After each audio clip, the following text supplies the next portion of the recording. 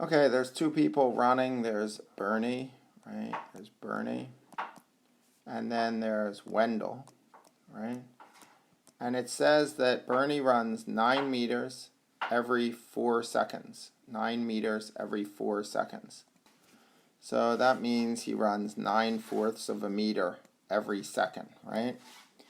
And Wendell runs 2 meters every second, right? 2 meters every second. So he runs 2 meters every second. However, he got a 9 meter head start. So we want to see when these become equal and then determine if it happens before or after 70 meters. So let's see. Right? So I'm going to subtract 2s from both sides.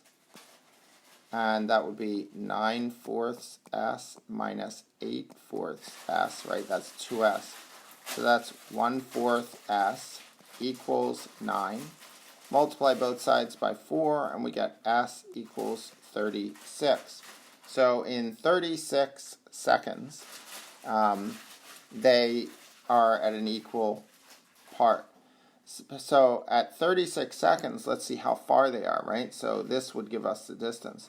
So 2 times 36 plus 9. I could have substituted into this also because at 36 seconds they're equal, but I just chose the right one. So that's 72 plus 9 is 81 meters. So the question says, did Bernie ever catch up with Wendell? Bernie did catch up with Wendell. However, he caught up after the race ended because he caught up at 81, but the race was over at 70 meters. So